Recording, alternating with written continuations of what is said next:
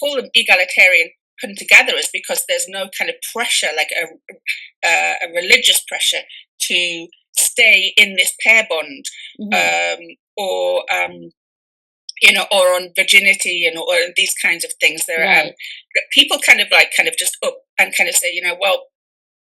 Okay, so this is what I don't know how to define it, but I guess this is what I think of when they say patriarchy.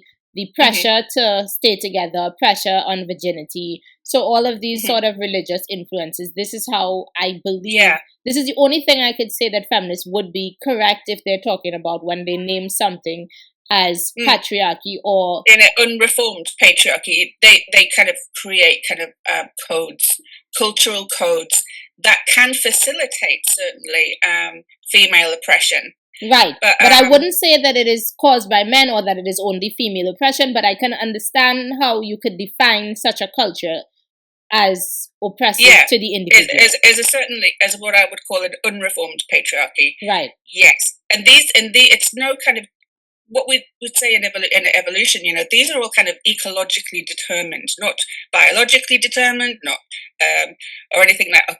The ecology that we find ourselves kind of living in. If resources are scarce, life is hard. Right. And we have the benefit now of living in the northern temperate climes, which is probably a great place to live. There's no kind of shortage. We no longer now, because of technology, have to go and find our own food, our own clean water. Right. We have things like antibiotics. Right. But under those conditions, if you don't do what is required, then you simply don't survive. And so it can be said that I think nature has chosen the structure of society more so than we did.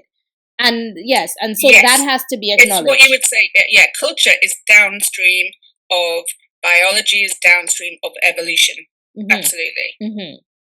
So I think that is a mistake that feminists make a lot by trying to blame humans, whether men or women, but they blame men. But trying to blame humans for the structure of society when, yes, the structure of society can be chosen under conditions where we have abundant resources and so on. However, under conditions where we do not have abundant resources, the structure of society is, you will not survive if you do not structure society in certain ways.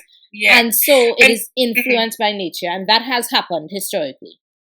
Oh, yes, absolutely. And that's what we call evolutionary ecology, basically. And ecologies kind of shape the environments, that shape the culture, that, and that we can then find a niche within these environments that we can either survive or not within. And, northern temperate climes are much easier to survive in, certainly when we're 10,000 years past the Ice Age,